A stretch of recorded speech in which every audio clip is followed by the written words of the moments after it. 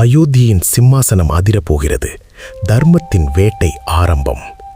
1000 சூரியன் ஒன்னா பிரகாசிச்சா எப்படி இருக்குமோ அப்படி ஒரு தேஜஸோட அயோத்திக்குள்ள நுழையிறாரு மகாமுனிவர் விஸ்வாமித்திரர். அவர் காலில் படுற ஒவ்வொரு தூசியும் ஒரு மிகப்பெரிய போருக்கான முன்னறிவிப்பு. அங்க மாட மாளிகையில நம்ம ராமன் அந்த நீல மேக ஷியாமலன் வில்வித்தையில வித்தை காட்டிட்டு இருக்காரு.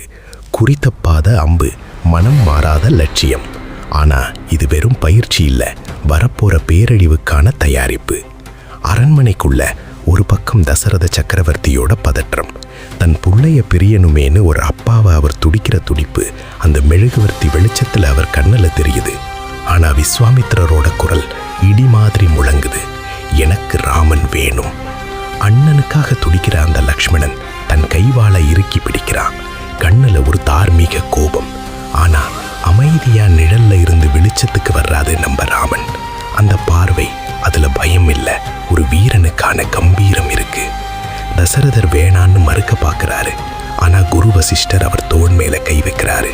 இது காலமிட்ட கட்டளை, இதை யாராலையும் தடுக்க முடியாதுன்னு அவருக்கு தெரியும். ராமன் அந்த பிரம்மாண்டமான தெய்வீக வில்ல தூக்கும் போது அந்த இடமே ஒரு நீல நிற ஒளியில அதிருது. கடைசியா அந்த சூரியாஸ்தமனத்துல அரண்மனை மாடத்திலிருந்து 3 தாய்மாரும் கண்ணீர் மல்க பார்க்க ராமனும் லக்ஷ்மணனும் முனிவர் பின்னாடி நடந்து போறாங்க. இது வெறும் பயணம் இல்லை, ஒரு சகாப்தத்தோட தொடக்கம்.